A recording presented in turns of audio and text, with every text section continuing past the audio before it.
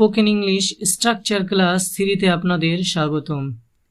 এই ভিডিওতে আমি আপনাদের দুইটি গুরুত্বপূর্ণ স্ট্রাকচার দিয়ে কিভাবে শত শত ডেইলি ইউজেস সেন্টেন্স বানাতে হয় সেগুলি শেখাবো। সো চলুন এই ভিডিওটি শুরু করি।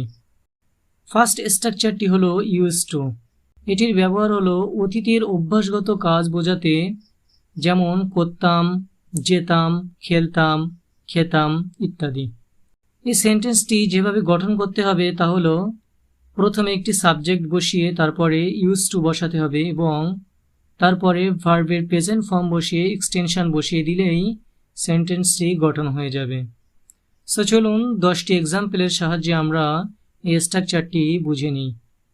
I use to recite the holy Quran. আমি পবিত্র কোরআন তেলাওয়াত করতাম।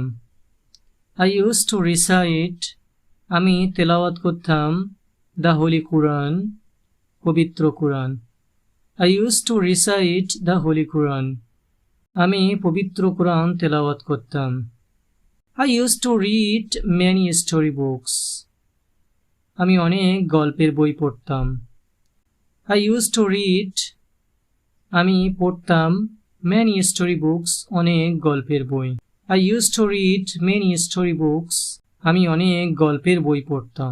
I use to read novel, আমি নোভেল পড়তাম। আই ইউজ টু রিড, আমি পড়তাম, novel, novel. I use to read novel, এর অর্থ আমি নোভেল পড়তাম। I use to make videos on YouTube, আমি ইউটিউবে ভিডিও তৈরি করতাম।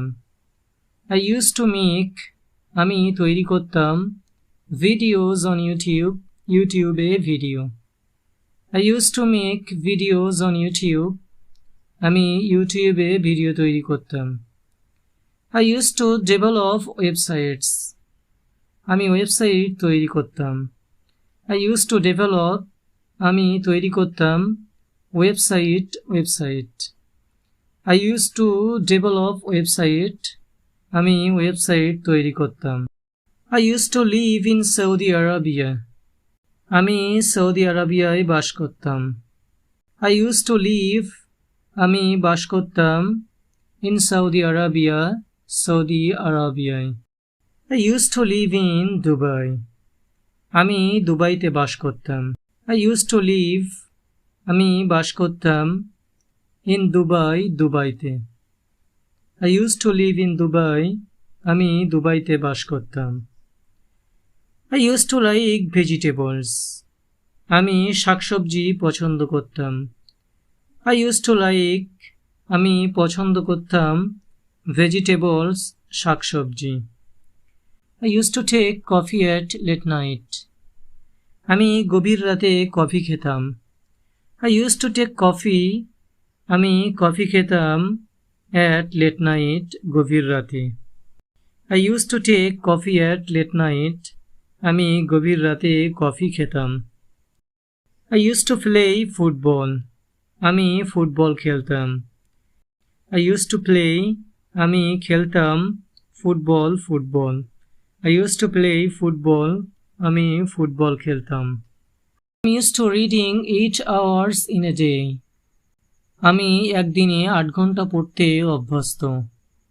I am use to reading, আমি পড়তে অভ্যস্ত, 8 hours ইন এ ডে, দিনে 8 ঘন্টা। I am use to reading 8 hours in a day, আমি একদিনে 8 ঘন্টা পড়তে অভ্যস্ত। সেকেন্ড স্ট্রাকচারটি হলো ইয়েট টু।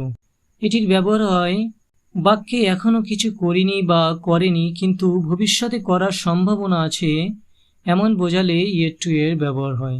এই সেন্টেন্সটি যেভাবে গঠন করতে হবে তা হলো প্রথমে একটি সাবজেক্ট বসিয়ে এম ইজ আর এর মধ্যে একটি বি ভার্ব বসাতে হবে এবং তারপরে ইয়েট টু প্লাস ভার্ব বসাতে হবে, তারপরে এক্সটেনশন বসিয়ে দিলেই এই সেন্টেন্সটি গঠিত হয়ে যাবে।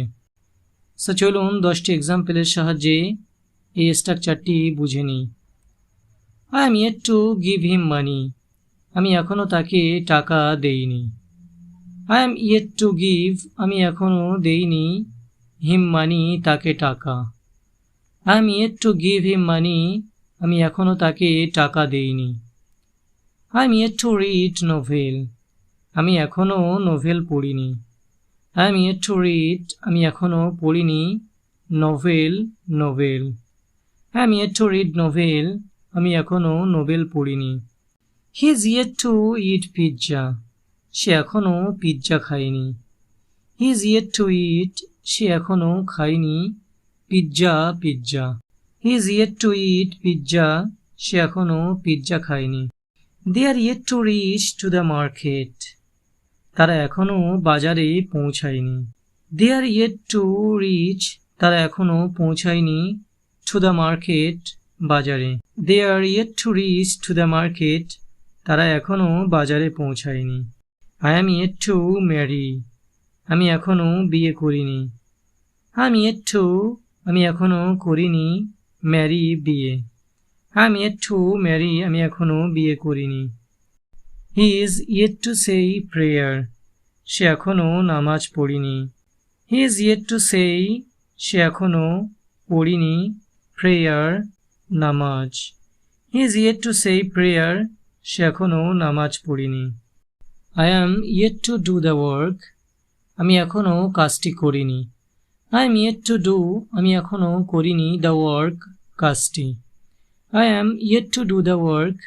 আমি এখনো কাজটি করিনি। He is yet to read the story book. সে এখনো গল্পের বইটি পড়েনি। He is yet to read. সে এখনো পড়েনি the story book গল্পের বইটি। He is yet to read the story book. সে এখনো গল্পের বইটি পড়েনি। I am yet to learn Hindi. আমি এখনো হিন্দি শিখিনি। I am yet to learn. আমি এখনো শিখিনি Hindi. He is yet to learn English. সে এখনো ইংলিশ শেখেনি। He is yet to learn. সে এখনো শেখেনি ইংলিশ ইংরেজি। He is yet to learn English. সে এখনো ইংরেজি শিখেনি। We are yet to see the Taj Mahal. আমরা এখনো তাজমহলটি দেখিনি। We are yet to see. আমরা এখনো দেখিনি the Taj Mahal তাজমহলটি। We are yet to see the Taj Mahal. আমরা এখনো তাজমহলটি দেখিনি।